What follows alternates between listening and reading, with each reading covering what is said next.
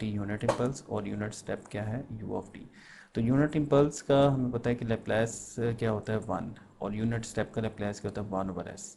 अब ये discrete domain के अंदर क्या हो जाएगा कि डेल्टा ऑफ के, ये आपका डिस्क्रीट टाइम रिस्पॉन्स है डेल्टा ऑफ के, और दूसरा क्या हो जाएगा आपका 1 ऑफ के, यानी ये सैम्पल यूनिट रिस्पॉन्स 1 ऑफ के डोमेन के अंदर। यहाँ पे टी डोमेन है, यहाँ पे के डोमेन है, डिस्क्रीट डोमेन है ना, तो के इज़ बेसिकली 0.23, ये सैम्पल्स के नंबर है। अच्छा, अब डेल्टा के का क्या हो जाएगा जी डोमेन के अंदर, जी ट्रांसफॉर्म 1, और 1 ऑफ के का क्या हो जाएगा z/z-1, z/z-1, ये इसका जो है आ जाएगा आपके पास 1 ऑफ के का z/z-1। अच्छा, अब ये हम आगे देखते हैं, निकालते हैं इसको, थोड़ा सा कैलकुलेशन इसके करते हैं। तो डेल्टा ऑफ के क्या है आपकी direct delta function, delta function यानी जो कि एक यूनिट इम्पल्स आपका रिस्पांस होता है। यूनिट इम्पल्स फंक्शन यानी जिसमें आपकी सिर्फ ज़ीरो के ऊपर, डेल्टा ऑफ के मीन ज़ीरो के ऊपर क्या है 1 वैल्यू है और अदरवाइज़ ये ज़ीरो है। अच्छा, दूसरे नंबर पे आपके पास आता है स्टेप फंक्शन, ठीक है, ये डिस्क्रीट टाइम का एक स्टेप फंक्शन है 1 1 1 1 अप टू सो ऑन।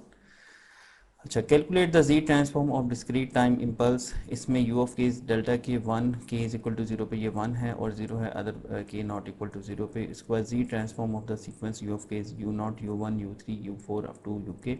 तो इसमें हम देखें यू नॉट प्लस u1 ज़िक पर -1 u2 ज़िक पर, तो इसमें ये सब ज़ीरो हैं, ठीक है, ये यहाँ पे ज़ीरो है, सिर्फ u0 पे ये 1 है, तो u ऑफ z इज़ 1, यानी इसका जो जी ट्रांसफॉर्म है आपकी जो इम्पल्स है जी ट्रांसफॉर्म की, उसका जो जी ट्रांसफॉर्म है इम्पल्स का वो 1 है।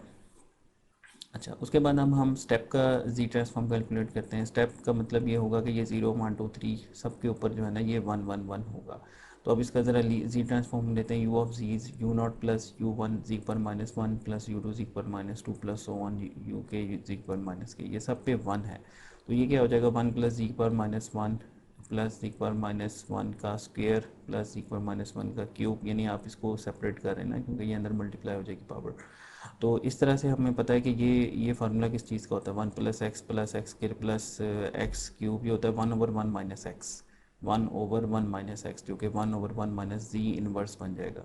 तो इसको अगर आप फर्दर सॉल्व करें तो 1/1 माइनस 1/z, तो ये z-1/z, z/z-1, सो दैट ये यूनिट आपका जो यूनिट स्टेप फंक्शन है उसका जी ट्रांसफॉर्म है z/z-1, ठीक है। तो ये हम पहले देखा था हमने और अब हमने इसको ड्राइव कर लिया। अच्छा, अब इस तरीके से अगर आपके पास दो फंक्शंस हैं जी ट्रांसफॉर्म में, इसमें लीनियरिटी होती है, यानी जी ट्रांसफॉर्म आपकी जो है वो लीनियर ट्रांसफॉर्म होती है। तो अल्फ़ा इंटू f1 ऑफ के plus beta into f2 of k, तो इसका क्या होगा alpha into f1 of z plus beta into f2 of z। तो find the ji transform of the sequence, उसमें f of k is 2 into 1 of k plus 4 delta k 0 1 2, ये आपके पास function है 2 into 1 of के plus 4 into delta के 0 1 2, इसका जी transform find करें। तो इसका सिंपल ये 2 1 ऑफ के का क्या होता है, अभी हमने देखा z/z-1 और डेल्टा के का 1 होता है। तो जस्ट आपने जो है ना इनके लिख लेते हैं जी ट्रांसफॉर्म, जैसे 2 इंटू z/z-1 प्लस 4 इंटू 1। तो इसको सॉल्व करें फर्दर, तो फर्दर सॉल्व करने के बाद ये 6z-4/z-1, ये इसका इस फंक्शन का एफ ऑफ के का ये एफ ऑफ के फंक्शन का डिस्क्रीट टाइम के अंदर ये जी ट्रांसफॉर्म आ गया 6z/z-1। अच्छा, अब आते हैं properties of time delay Z transform को, F of k minus N Z की power -n into F of Z.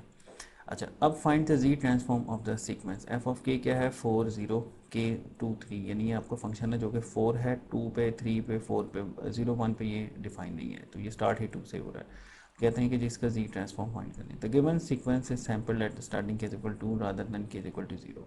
अब इसका मतलब ये होता है कि इसमें डिले है, तो ये इसमें डिले आ रहा है, यानी कि ये k-2 से स्टार्ट हो रहा है। जैसे यहाँ पे ऊपर देखें लेप्लास थ्योरम बताया हुआ है एफ के माइनस एन, तो k-n जो होगा z की पावर -n, यानी ये पार्ट आपका z की पावर -n में कन्वर्ट हो जाएगा और साथ f ऑफ z आ जाएगा, यानी इसका ट्रांसफॉर्म आ जाएगा। तो अब ये वाला फंक्शन क्या हो जाएगा, u of k minus two, ये देखें 4 इंटू 1 इंटू के माइनस टू, 1 मीन्स ये यूनिट स्टेप फंक्शन है बेसिकली ना, तो 1 इंटू के माइनस टू, तो के माइनस टू क्या हो जाएगा, जी पर माइनस टू, 4 और 1 ऑफ के का क्या होता है, जी ओवर जी माइनस वन, तो जी ओवर जी माइनस वन, 4 जी पर माइनस टू, तो ये देखें 4 over Z into Z minus one, ये इसका लेप्लेस ट्रांसफॉर्म होगा इस फंक्शन का, एफ ऑफ के स्टार्टिंग फ्रॉम टू टू, जो कि 4 है इसकी वैल्यू, और अदरवाइज ये 0 है। अच्छा, difference equations arise in discrete time systems, linear time invariant difference equation has the following form. अच्छा, एल टी आई जो डिफरेंस इक्वेशन होगी उसकी जो जनरल फॉर्म होगी वो इस तरह की होगी, वाई ऑफ के plus N equal to minus एक पावर माइनस ए एन माइनस वन वाई के प्लस एन माइनस वन, अब सो ऑन माइनस के साथ ना, ए वन वाई ऑफ के plus one minus A naught Y of के plus, फिर बी नॉट के साथ यू ऑफ के plus N plus B N minus one U of के plus N minus one, U आपका जो है दूसरा फंक्शन आपकी इनपुट के तौर पे आएगा, ठीक है, और इस तरह से we not U of k. तो ये आपकी एक डिफरेंस इक्वेशन की जनरल फॉर्म होती है, उसमें A naught A one A N minus one ये सारे कॉन्स्टेंट्स होते हैं, वाई ऑफ के आपकी आउटपुट है और यू ऑफ के आपकी इनपुट है। ये डिफरेंस इक्वेशन है, यानी डिफरेंस इक्वेशन का मतलब है कि इसके अंदर डेरिवेटिव नहीं होता, इसके अंदर ये डिफरेंस की फॉर्म में जो है वो आपको जो है इक्वेशन बनती है। अच्छा, Laplace transforms for the differential equations continuous time domain. In S domain, differential equations are transformed to transfer function form. Z domain for difference equations, discrete time domain, and in Z domain, difference equations are transformed to transfer function form. ठीक है, S domain के अंदर differential equations होंगी और Z domain के अंदर difference equations होंगी discrete time systems के अंदर। अच्छा, find the transfer function of the system described by the following differential equation, ठीक है, Y dot T plus A naught Y of T plus is equal to B naught U of T, इसका Laplace लें तो ये क्या हो जाएगा, S into Y of S, अगर हम इनिशियल कंडीशन जीरो एज्यूम कर लें तो S into Y of S plus A naught Y of S plus B naught U of S, ठीक है, वाई ऑफ एस कॉमन निकालें, S plus A naught is equal to B naught U of S, तो Y of S over U of S is equal to B naught over S plus A naught, that is the transfer function of this differential equation. और इसमें हमने formula क्या use किया कि Y dot का क्या होता है, S into Y of S, और साथ में minus Y of zero negative आता है इनिशियल कंडीशन, यानी उसको हम ज़ीरो एज्यूम कर लेते हैं। अच्छा, इसमें देखते हैं अब डिफरेंस इक्वेशन में क्या होगा, डिफरेंस इक्वेशन में आपकी इक्वेशन इस तरह की होगी, वाई ऑफ के प्लस वन, ये बेसिकली वो डेरिवेटिव की जगह आ जाएगा, वाई ऑफ के plus one minus 0.5 Y of के is equal to U of K. अब आप इसका जो है बोल रहे हैं जी ट्रांसफॉर्म, तो ये क्या हो जाएगा, वाई ये हो जाएगा जी into Y of Z into Y of ji minus 0.5 Y of ji is equal to U of Z, फिर वाई ऑफ जी इसमें से कॉमन निकालें तो z माइनस 0.5 आ गया, और y of Z over U of जी क्या हो जाएगा, 1 ओवर z माइनस 0.5, तो ये आपका ट्रांसफर फंक्शन आ जाएगा, आपका जो डिफरेंस इक्वेशन का आ जाएगा। तो इसमें फार्मूला हमने क्या यूज़ किया, z इंटू वाई ऑफ के plus one is z into Y of Z, यानी k के साथ प्लस वन के साथ है तो z की पावर प्लस वन हो जाएगा, कि माइनस वन के साथ है तो z की पावर यहाँ पे माइनस वन हो जाएगा, ठीक है, प्लस n है तो z की पावर n हो जाएगा, ठीक है। तो ये हमारा जो है इस तरह से हम डिफरेंस इक्वेशन को सॉल्व किया करते हैं। अच्छा, अब टाइम रिस्पॉन्स हम कैसे लेते थे, एक इनपुट होती थी आउटपुट होती थी, टाइम डोमेन में ये ट्रांसफर फंक्शन होता था, तो output is equal to G of S into I of S, transfer function into input. To obtain the response in time domain, convert the output in time domain or from the Laplace domain using the inverse Laplace transform। अब यहाँ से देखें आप output निकालेंगे Laplace domain के अंदर ना, इनको मल्टीप्लाई करके, और फिर बाद में क्या करेंगे, आप इन्वर्स लेप्लेस लेंगे जिससे आपका ओ ऑफ एस जो है वो आपका ओ ऑफ टी में कन्वर्ट हो जाएगा। अच्छा, फिर उसके बाद the dynamic behaviour of an engine is govern by the transfer function, एक इंजन है उसका ट्रांसफर फंक्शन दिया हुआ 10 over S plus one, determine the time domain output of the engine if unit step input is applied. तो इसमें आप कैसे निकालेंगे, यूनिट स्टेप के साथ यू ऑफ एस के साथ मल्टीप्लाई कर, यू ऑफ एस क्या होता है 1 ओवर एस, तो 1 over S into 10 over S plus one, तो उससे आपकी आउटपुट आ जाएगी। अब उसका फिर आप इन्वर्स लेप्लेस ले लेंगे, तो ये आई ऑफ एस क्या है आपका 1 ओवर एस, ये यूनिट स्टेप फंक्शन का जो होता है लेप्लेस ट्रांसफॉर्म, तो G of S into I of S 10 over S plus one over 1 over S 10 over S into S plus one. अब इसका जो अगर आप बोल दें इन्वर्स, तो ये होता है 10 इंटू 10, ये गेन हो जाएगी आपकी डीसी गेन, और ये आपका टाइम कांस्टेंट यहाँ पे 1 आ जाएगा आपका टाइम कांस्टेंट, तो ये आपका ये देखें यहाँ पे 10 into one minus E raised one minus T over tau, tau इसके अंदर 1 है तो इसलिए माइनस टी आ रहा है, तो a over S into S plus a is 1 minus e की पावर माइनस 80, तो टाइम रिस्पॉन्स क्या हो जाएगा 10 over S into S plus one, 10 आ गया बाहर गेन के तौर पे 1/s into S plus one क्या होगा 10 into one minus E raise to power minus T. तो ये आपके इंजन का आउटपुट रिस्पॉन्स होगा। अच्छा, अब आपको डिस्क्रीट डोमेन के अंदर चलना। The transfer function of a discrete system आपको गिवन है 1/z-1। Find the system response to the sampled unit step. Sampled unit step यानी unit step, sampled unit step से मुराद क्या है कि ये डिस्क्रीट यूनिट स्टेप है। सैम्पल्ड यूनिट स्टेप को भी डिस्क्रीट यूनिट स्टेप कहते हैं, इसको कहते हैं सैम्पलिंग। आगे हम देखेंगे कि सैम्पलिंग क्या होती है। The z transform of a sampled unit step is u of z is z over z minus 1. तो y of z is g of z into u of z, g of z क्या 1 over z minus 1 और u of z क्या था z over z minus 1। तो ये z over z minus 1 whole square हो गया। The z transform of a unit ramp is z over z minus 1 whole square. Thus by using the inverse z transform the system response is y of k, k comma 0, k 0 1 2 3 and k less than 0 पे ये 0 है। अच्छा, अब उसमें हम देखते हैं digital control systems पे। अब फॉर्मली आते हैं कि अभी हमने जी ट्रांसफॉर्म को अच्छे तरीके से देख लिया, अब हम देखते हैं डिजिटल कंट्रोल सिस्टम्स को। A digital control system model can be viewed from different prospectives including control algorithm, computer program, conversion between analogue and digital domains, system performance etcetera. One of the most important aspects is the sampling process level.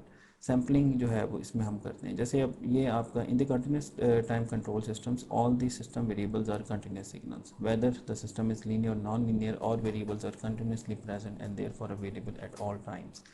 तो ये आपका continuous time domain system है जिसमें controller है, आपकी command input है और sensor की फीडबैक आई, इन दोनों से एरर निकला और कंट्रोलर को गया, कंट्रोलर से फिर एक आउटपुट निकली जो कि यू ऑफ टी आपकी होगी इनपुट जो कि प्लांट को जाएगी और प्लांट से फिर आपके आउटपुट निकले। तो ये एक आपका कंटिन्यूस टाइम सिस्टम है। डिस्क्रीट टाइम सिस्टम में क्या हो जाएगा, ये जो कंट्रोलर है आपका डिजिटल हो जाएगा। ठीक है, ये अभी हम देखते हैं। In a digital control system the control algorithm is implemented in a digital computer. The error signal is discretized and fed to the computer by using A to D converter, analog to digital converter. The controller output is again a discrete signal which is applied to the plant after using a digital to analog converter.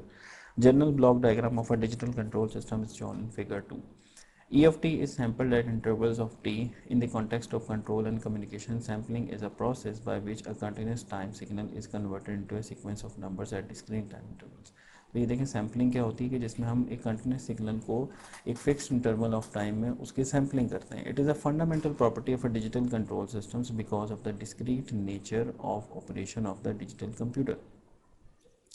अच्छा, अब इसमें हम देखते हैं कि ये command input है और ये आपके सेंसर की आउटपुट है। इनका एरर निकला जो कि एनालॉग टू डिजिटल कन्वर्टर को गया। ठीक है, ए टू डी कन्वर्टर। तो ए टू डी कन्वर्टर से आगे ये कंप्यूटर को गया। ठीक है, कंप्यूटर में कंट्रोल एल्गोरिथम लगा हुआ है और उसके बाद ये डिजिटल टू एनालॉग में कन्वर्ट हो गया। ठीक है, ये एनालॉग में कन्वर्ट हो गया क्योंकि प्लांट खाना एनालॉग है, तो इसलिए हमें यहाँ पे डी टू ए कन्वर्टर लगाना पड़ेगा।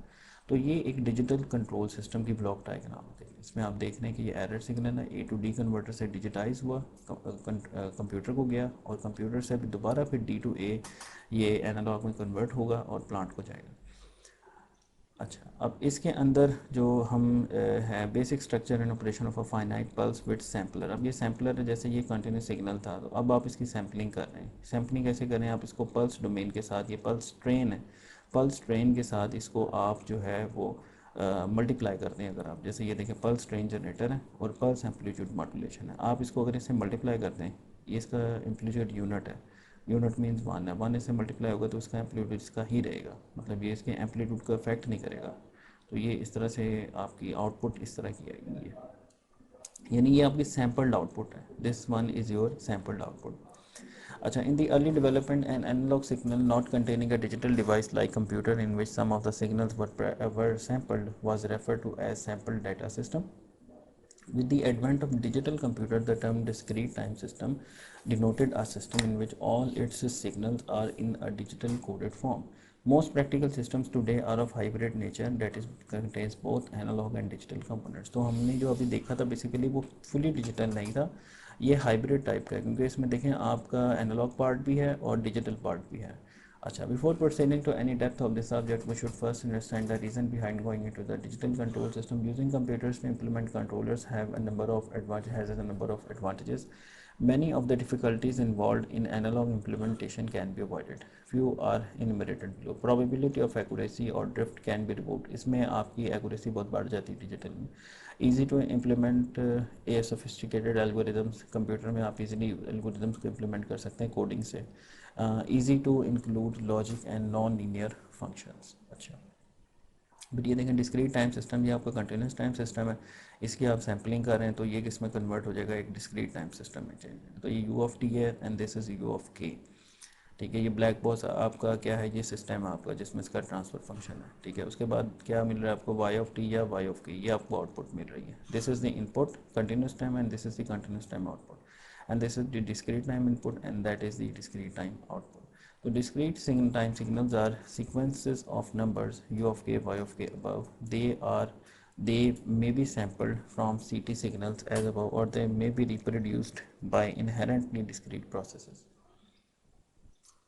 अच्छा, a system with both continuous time and CT से मतलब है continuous time और DT से मुराद है discrete time. A system with both CT and DT components is often referred to as sampled data system, क्योंकि इसमें हम sampling कर रहे हैं.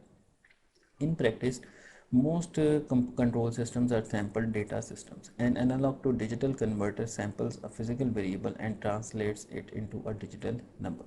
We usually assume this occurs at a fixed sampling period, capital T. Sometimes this assumption may be violated if the sampling occurs between executions of a code loop as opposed to being linked to a fixed clock cycle. In most sampled data systems, a digital controller replaces a continuous controller. ठीक है, तो controller की जगह जो है आपका digital controller आ जाएगा. Next हम देखते हैं, ये देखें प्लांट और सेंसर, यहाँ पे आपका क्या है, डिजिटल कंट्रोलर आ गया. वाई ये आपकी सेंसर की फीडबैक आ गई और ये आपके सेट पॉइंट आ गया and this is the error signal. ठीक है, ये आपके कंट्रोलर को गया, कंटिन्यूस कंट्रोलर है. ठीक है, और वहाँ से यू ऑफ टी जनरेट हुआ. अगेन इस सिग्नल को हम यू ऑफ टी कहते हैं. यानी कंट्रोल थ्योरी में यू ऑफ टी से मुराद क्या है कि कंट्रोलर की आउटपुट या प्लांट की इनपुट, इसको हमने यू ऑफ टी बोलना है. ठीक है. अच्छा, अब डिजिटल कंट्रोलर उसकी जगह कैसे लगेगा, ये देखें इसकी जगह अब डिजिटल कंट्रोलर आ गया. इसमें हम देखते हैं कि सेंसर जो वैल्यू आई वो पहले सैम्पलिंग होगी, उसकी सैम्पल होगी वो पहले, और फिर एनालॉग टू डिजिटल कन्वर्टर से वो डिजिटाइज होगी. ठीक है, इसी तरीके से ये जो आपकी सेट पॉइंट है ये भी सैम्पल होगा पहले. ठीक है, सैम्पल होने के बाद इन दोनों को सब्ट्रैक्शन होगी और वहाँ से एरर सिग्नल आपका डिजिटल एरर सिग्नल जनरेट होगा. ये डिजिटल सिग्नल आपका कंट्रोलर में जाएगा जहाँ जिसके अंदर इक्वेशंस लगी हुई हैं, डिफरेंस इक्वेशंस मौजूद हैं. फिर उस कंट्रोलर से एक आउटपुट निकलेगी जो कि यू ऑफ के टी होगी. ठीक है, और फिर वो डिजिटल टू एनालॉग कन्वर्टर या सैम्पल एंड होल्ड, इसको सैम्पल एंड होल्ड भी कहते हैं, आगे हम देखेंगे. तो digital to analogue converter and hold के ज़रिए एक कंटिन्यूस क्वांटिटी में चेंज हो जाएगी.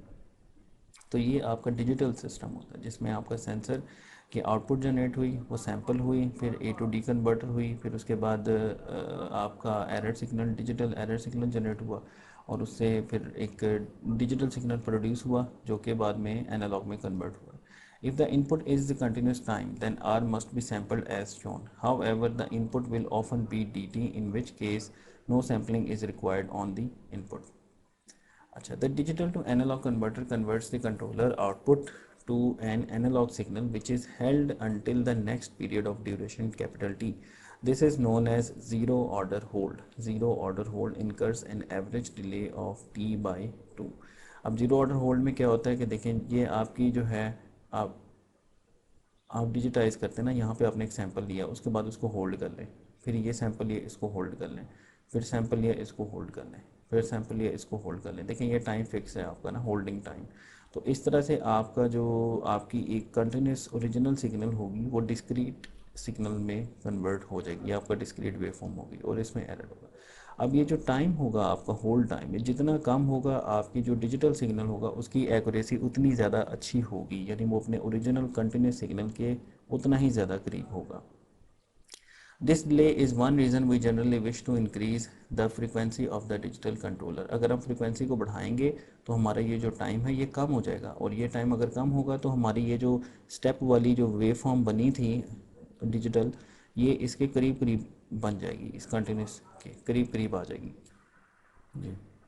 अच्छा, अब ये टेबल हम देखते हैं जिसमें हम लेप्लेस ले रहे हैं. यू ऑफ टी का लेप्लेस होता है 1/s, टी का लेप्लेस 1/s². टी की पावर एन का लैप्लास क्या होता है, एन फैक्टोरियल ओवर एस की पावर एन प्लस वन, और ई के पावर माइनस टी का लैप्लास क्या होगा, वन ओवर एस प्लस ए, और टी की पावर एन ई की पावर माइनस ए टी का क्या होगा, ये basically n factorial over S plus a की पावर एन प्लस वन, यानी ये कॉम्बिनेशन है इन दो का। तो ये एन फैक्टोरियल एस के पावर एन प्लस वन, और आगे फर्दर जो साइनोसाइडल्स हैं उनके जो है बताए हुए हैं। इसी तरीके से लेप्लेस ट्रांसफॉर्म में अगर जी ट्रांसफॉर्म में हम देखें तो ये हमें पता है कि जी ओवर जी माइनस वन यूनिट स्टेप का होगा, और अगर जो है टी आ जाएगा, टी का होगा T Z over Z minus one whole scale. T जो है इसमें सैम्पलिंग टाइम है, ठीक है। और इस तरह से आगे जो है ये फर्दर जो है एक अलग सब्जेक्ट है डिजिटल कंट्रोल सिस्टम्स, जिसके अंदर हम ये सारे जो है वो डिजिटल फंक्शंस और डिजिटल ट्रांसफॉर्म के सारे जो है ना इनको एड्रेस करते हैं सब चीज़ों को। लेकिन चूंकि इसमें हम सिर्फ इस वीक में ही डिजिटल कंट्रोल सिस्टम को थोड़ा सा टच कर रहे हैं, इसलिए हम जो है वो सिर्फ और सिर्फ इस पे डायरेक्ट डेल्टा और इस पे यूनिट स्टेप के ऊपर ही, और ज़्यादा से ज़्यादा हम एक्सपोनेंशियल की तरफ ही जाएंगे मैक्सिमम। अच्छा, अब ये इसके फर्दर थ्योरम्स हैं, इसमें लिनियरिटी का थ्योरम है, ठीक है, a into F of t a into F of z, फिर ये लिनियरिटी थ्योरम है, ये भी लिनियरिटी थ्योरम है जिसमें आप सुपरपोजिशन जिसमें अप्लाई होती है। फिर कॉम्प्लेक्स डिफरेंशिएशन है, ठीक है, ई पर minus a t f of t f into e पर a t into z t, complex differentiation में फॉल कर रहा है। उसके बाद रियल ट्रांसलेशन, इस तरह से ये पूरा जो है इसकी जो है ये फाइनल इनिशियल वैल्यू थ्योरम और फिर इसका ये फाइनल वैल्यू थ्योरम, ये सारा जो है इसकी प्रॉपर्टीज़ में आता है जी ट्रांसफॉर्म की।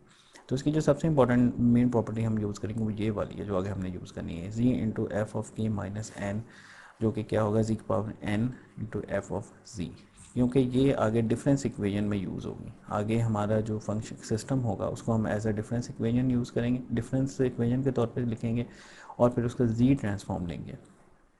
अच्छा, अब one over S plus a is e के पावर माइनस ए टी, ठीक है। तो ये लैप्लास डोमेन में होता है वन ओवर एस प्लस ए, ये ऑपोजिट हो जाती हैं साइन, और ई के पावर माइनस ए के टी क्या हो जाता है जी ओवर जी माइनस ई के पावर माइनस ए टी, यानी ये जो ई के पावर माइनस ए टी है इसकी पावर के, यानी आप कह लें इसकी पावर ये इस पूरे के ई के पावर माइनस ए ई के पावर माइनस ए टी की पावर के हो जाएगी यहाँ पे, जो कि पर माइनस ए के टी, ये हम यूज़ करेंगे प्रॉपर्टी आगे। तो F of Z A over Z over ji minus one plus B Z over ji minus two plus so one. अब एक क्वेश्चन है आपको F of Z 0.5 Z over ji minus 0.5 Z minus 0.7, अब इसका आपने inverse Laplace लेना है। तो क्या होगा कि 0.5 इसका पहले आप पार्शियल फ्रैक्शन करें, और पार्शियल फ्रैक्शन के लिए आप पहले जी को इधर लिए हैं, तो ये एफ ऑफ जी ओवर जी हो जाएगा, और 0.5 ओवर जी माइनस 0.5 जी माइनस 0.7, इसको आप स्प्लिट करें ए ओवर जी माइनस 0.5 प्लस बी ओवर जी माइनस 0.7, और पार्शियल फ्रैक्शन करेंगे तो आप ये माइनस 2.5 आ जाएगा और इसका 2 प्लस 2.5। अब इसके लिए आप जी को वापस उधर ले जाएं, ठीक है, तो ये क्या आ जाएगा माइनस जी 2.5 जी ओवर जी माइनस 0.5 और प्लस 2.5 जी ओवर जी माइनस 0.7, यानी ये जो जी था पहले आप इसको इधर ले आए, नीचे ले आए लेफ़्ट साइड पे, ताकि आप इसकी पार्शियल फ्रैक्शन कर सकें, और अब वापस आपने आगे इसको मल्टीप्लाई कर दिया। अब इसका इन्वर्स लैप्लास ले लें, तो इसमें देखें ये क्या इन्वर्स लैप्लास होगा, माइनस 2.5 को लदा कर दें और जी ओवर जी माइनस 0.5, इसका क्या होगा 0.5 की पावर के, और इस तरह से प्लस 2.5 लदा कर दें तो ये हो जाएगा 0.7 की पावर के। ये देखें ये फंक्शन है जिसका लैप्लास ट्रांसफॉर्म ये वाला फंक्शन है, ठीक है। तो हमें फंक्शन ही दिया गया था ऊपर, काफ़ी सिंप्लीफाइड फॉर्म है, उसको हमने पहले पार्शियल फ्रैक्शन से सॉल्व किया और फिर इन्वर्स जी ट्रांसफॉर्म लेके हमने डिफरेंस इक्वेशन निकाल ली। आप इसको प्लॉट भी कर सकते हैं, इसकी प्लॉट करने आप के वैल्यू पहले 0 रखें, फिर 1 रखें, फिर 2 रखें, फिर 3 रखें, उससे जो जो उनसे वैल्यूज़ आ रही है उसको प्लॉट कर लें। अच्छा, अब डिस्क्रीट टाइम स्टेट स्पेस, अब हम स्टेट स्पेस की तरफ मूव करेंगे। स्टेट स्पेस कंटिन्यूस टाइम में क्या होती है कि X dot of T is equal to क्या थी, X dot of T is equal to X A X plus B U Y is equal to C X plus D U. अब discrete domain के अंदर क्या होगा, X of के plus one, dot की जगह क्या आ जाएगा k plus one is equal to A x of के plus B you of k Y of के is equal to c of x of के plus d into you of k. This is quite similar to continuous time representation except that we have a shift in time as opposed to the derivative, यानी derivative के बजाय यहाँ पे time shifting आ गई plus one. In continuous time we needed to handle higher order derivatives which was achieved by defining a stack of state variables in discrete time we can apply the same idea to handle larger time shifts. अगर आपके पास larger time shift हैं आपके पास, अभी हम देखते हैं हमारे पास time shifts ज़्यादा हैं, तो हम उसको जो है वो उस एजम्पशन कर सकते हैं। जैसे उसमें हम करते थे ना कि अगर डबल डेरिवेटिव है तो हम क्या करते थे, पहले एक एक x1 अज्यूम करते थे y ऑफ x को, फिर उसके बाद हम x1 डॉट को हम अज्यूम करते थे x2, और x2 डॉट को हम अज्यूम करते थे x3। ठीक है, इसी तरीके से यहाँ भी इसी प्रोसीजर को हम फॉलो करेंगे। तो इसके डिफरेंस इक्वेशन अगर हम देखें, y of k plus N plus a one, Y के plus N minus one plus A two, k plus N minus two up to so on k Y of k B into you of k. If we assign the base variable, अब इसमें आप base variable Y of के है, इसको आप कहते हैं x one of के। अच्छा, तो y ऑफ के इज़ एक्स वन ऑफ के एंड तो फिर क्या हो जाएगा, एक्स वन ऑफ के plus one will be x two of k, x two of के plus one will be x three of के। ठीक है, तो इस तरह से आप जो है x of n plus x of n minus one k plus one is equal to x of n k. ठीक है, यानी टू है ना तो यहाँ पे थ्री है, तो यहाँ अगर एन माइनस वन है तो यहाँ एन होगा। ठीक है, अब आप क्या कर सकते हैं कि आप इसको इधर पुट कर दें यहाँ पे, तो X of n k plus one इस सारे इक्वेशन को परली तरफ ले जाएंगे, यानी राइट साइड पे ले जाएं, तो फिर ये आपका क्या बन जाएगा, minus a one x of n k, ठीक है, माइनस ए वन ये वाला, minus a one x of n k, minus a two x of n minus one k, minus so on minus A n x of one k plus b into you of k. तो इस तरह से x one of k, Y of k, x one of के plus one, y x two of k, x two of के plus one. तो आपने यहाँ से जो है ना एक्स वन ऑफ के प्लस वन से आपने जो है वो मैट्रिक्स निकालने शुरू करने हैं। तो इसमें आप देखें कि 0 1 0 0 0 हो जाएंगे, क्योंकि इसमें सिर्फ एक्स टू है, और एक्स टू ऑफ के प्लस वन में एक्स थ्री है, तो इससे पहले क्या होगा 0 0 1, फिर आगे 0 0 0। इस तरह से x of n minus one k n k plus one पे क्या आ जाएगा, एक्स एन के। तो x n k plus one क्या हो जाएगा, minus a one x n k, minus a two x n minus one k plus minus one minus A n x one of के plus b into you of k. तो ये देखें इसका हमने state space बना लिया, x one of के plus one, x two of के plus one up to so one x n k plus one, x one of k, x two of k, x N of k, और यहाँ इस तरीके से you of k. और Y आपका क्या हो जाएगा, वाई विल बी, वाई आपका था एक्स वन ऑफ के बराबर। ठीक है, तो X one x two X, तो ये सिंपल आपका 1 0 0 0 हो जाएगा, क्योंकि इसको अगर आप इसे मल्टीप्लाई करेंगे तो आपके पास एक्स वन ऑफ के आ जाएगा। तो ये था discrete time state space system, discrete time state space system. अच्छा, अब consider just the discrete time state space difference equation x of k plus 1 is equal to a into x of k plus b into u of k. We will assume that x of 0 and the input u of k are known. We can solve for k is equal to 0 1 2. अच्छा, अब आप step by step शुरू हो जाए, k को पहले 0 रखें यहाँ पे, तो क्या हो जाएगा, x of 1 is equal to a into x of 0 plus b u of 0। अब आप k को 1 रख दें तो ये क्या हो जाएगा, x of 2 is equal to a into x of 1 plus b into u of 1। ठीक है, अब x ऑफ वन में क्या आ जाएगा, a x of zero plus b into you of zero फिर plus b into you of one, ये आ गया, यानी इसके अंदर आपने ये वाली चीज़ पुट कर दी। अच्छा, अब यह क्या चीज़ हो गया, a square x of zero plus A B you of zero plus b into you of one. ठीक है, अब उसके बाद आते हैं x of three. X of three is equal to a into x of two plus b into you of two. ठीक है, अब a into x of two में आप एक्स ऑफ टू वाली वैल्यू पुट कर दें, और b इंटू ये वाली वैल्यू इसके अंदर आ जाएगी ना, मतलब एक्स ऑफ थ्री के अंदर। तो X of three will be a into x of two plus b into you of two. ठीक है, plus b into you of two, तो ये आपका बन जाएगा a cube X of zero plus A two A square B you of zero plus A B you of one plus b into you of two. अच्छा, अब इसको अगर हम आगे चलाएँ, सो ऑन, देखें 3 है तो पावर 3 है, तो n है तो पावर n है, और नेक्स्ट क्या होगा, n माइनस वन, फिर आगे जो है एक power n minus two plus so on A B U N minus two, और फिर finally B U N minus one तक। तो अगर हम इसको जो है समीशन की फॉर्म में लिखना चाहें तो ये आ जाएगा a n x of zero plus summation zero से लेके n माइनस वन तक ए की power n minus one k B into you of k. तो आपको पता होगा ये कन्वोल्यूशन होता है, ये टाइम डोमेन के अंदर ना कन्वोल्यूशन हो रहा होता है। यहाँ पे भी ये डिस्क्रीट डोमेन के अंदर कन्वोल्यूशन हो रहा है, जो कि जिसकी हम जब लेंगे जी ट्रांसफॉर्म तो ये मल्टीप्लिकेशन में कन्वर्ट हो जाएगा। अच्छा, x of n is a n a की power n x of zero plus summation of zero से लेके एन माइनस वन ए की power n minus one minus k B into you of k, ये convolution है।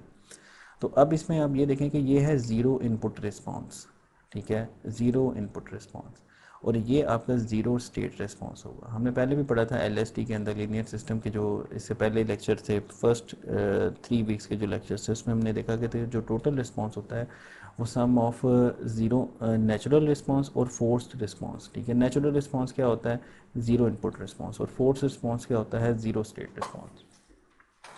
अब in the CT solution to the अब इसमें हम कहेंगे zero input response Z I है, और ये zero state response Z S R, इन दोनों के सम के बराबर आपका आ जाएगा total response. In the continuous time solution to the state space equation we find something similar, one only more exotic because it involved the matrix exponential. Our approach then was to try using Laplace to obtain an easier to compute solution. Here we do the same except we use the Z transform instead. First we restate the state space difference equation, x of k plus 1 is equal to a into x of k plus b into u of k. We rewrite this as individual row equations x1 of k plus 1 a11 x of 1 plus a1 n x of n, इसको ही further expand करके ये लिख रहे हैं।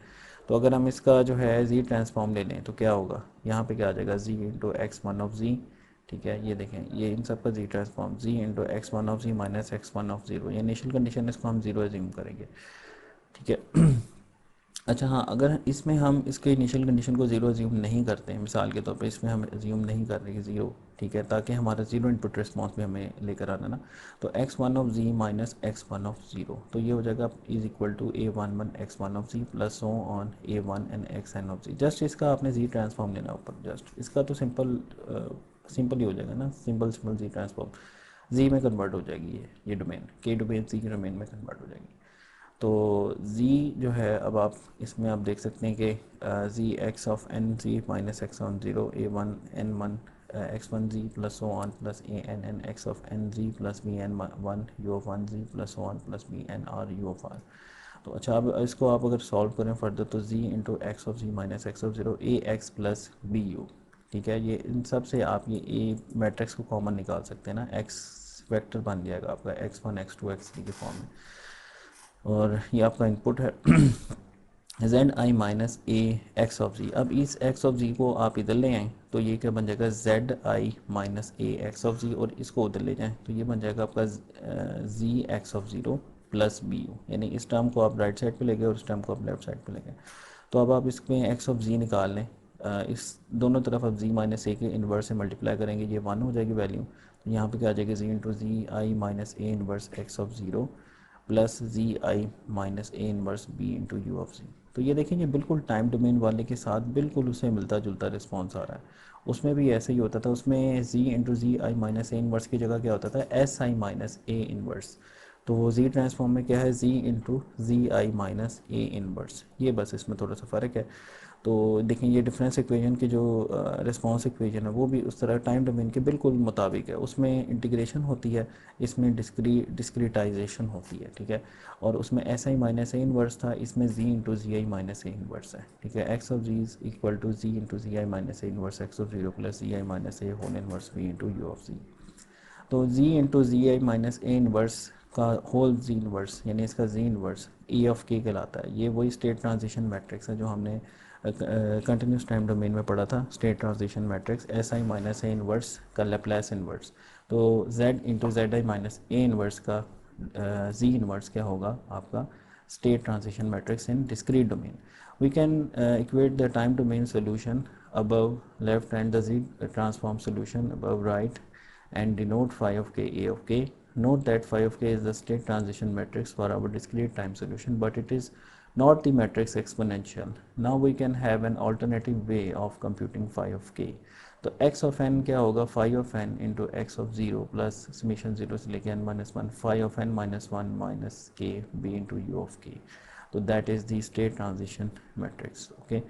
तो ये हम कह रहे हैं कि notice how closely this followed the derivation of state space solution in continuous domain. तो कंटिन्यूस डोमेन और डिस्क्रीट टाइम डोमेन के सोल्यूशंस बड़े मिलते जुलते हैं। उसमें ऐसा ही माइनस ए इनवर्स था, इसमें क्या है, Z into Z i minus A inverse, Z into Z i minus A inverse, ये वाला फार्मूला फाई ऑफ के का। अच्छा, अब एक आपको डिस्क्रीट टाइम सिस्टम है y of z over u of z over z square minus 3z plus 2, इसको आप पार्शियल फ्रैक्शन अभी हम करेंगे, इसके पहले इसको तोड़ें, इसको इसके रूट्स बनाएं, तो ये क्या हो जाएंगे -2 -1, तो -1 -2 इसके रूट्स आ गए। We can define the difference obtain the state space, हमने इसकी स्टेट स्पेस निकालनी है।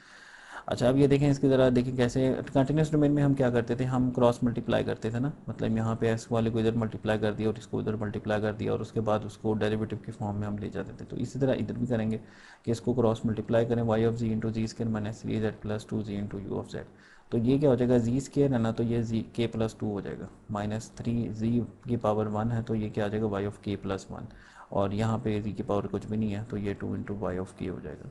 ये हम के डोमेन में जा रहे हैं, ये बिल्कुल वैसे ही हो रहा है जैसे हम टाइम डोमेन में चल रहे हैं। और ये क्या हो जाएगा के प्लस 1, यू ऑफ के प्लस 1। ठीक है, अब यू ऑफ के प्लस 1 यहाँ पे क्या आ गया, यू ऑफ के प्लस 1। अच्छा, वाई ऑफ के is equal to x of 1 of k, आप अज्यूम कर लें वाई ऑफ के is equal to x 1 of k, तो वाई ऑफ के plus 1 is equal to x 2 of k which is equal to x 1 of के plus 1, यानी इसमें इसका एक्स 1 ऑफ के plus 1 is equal to x 2 of k basically. तो X 2 of के plus x 2 of के plus 2, तो ये आपका वाई ऑफ के क्या हो जाएगा, एक्स 1 ऑफ के, और वाई ऑफ के प्लस 1 क्या हो जाएगा, एक्स 2 ऑफ के, और ये क्या हो जाएगा, ये एक्स 2 ऑफ के प्लस 1 हो जाएगा। ये बेसिकली एक्स 2 ऑफ के प्लस 1 होगा, ये थोड़ा सा एरर है इसके अंदर, एक्स 2 ऑफ के प्लस 1 आएगा यहाँ पे। अच्छा, तो एक्स 2 के plus 1 minus 3 into x 2 of के प्लस 2 इंटू एक्स 1 ऑफ के is equal to U of k. तो उसके बाद आप देखें -3 into x of 2 plus 2 into X 1 और यू ऑफ के प्लस 1 को हम एज ए यू ऑफ के यहाँ पे इसको ले रहे हैं।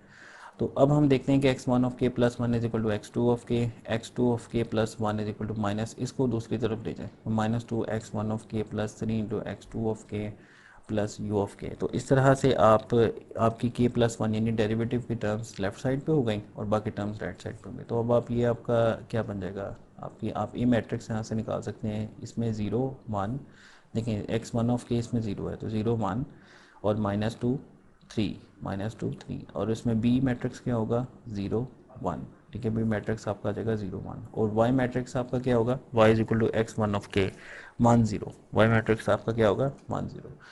तो यहाँ पे आगे इसकी लिख रही हैं ये यहाँ पे लिखा हुआ है इसकी जो है state space model 0 1 -2 3 0 1 y is equal to, यहाँ पे भी थोड़ा सा एरर है इसमें, यहाँ पे भी जो बुक से है, बुक है जहाँ से मैंने की थी उसमें भी थोड़ा सा मिस्टेक थी, 0 1 है यहाँ पे ना, यहाँ पे 1 0 होना चाहिए, तो ये थोड़ी सी मिस्टेक है। हम अज्यूम करते हैं हम इसके मुताबिक ही, क्योंकि इसने आगे सॉल्व किया और इसके मुताबिक ही चलते हैं, लेकिन इसमें ये एरर है।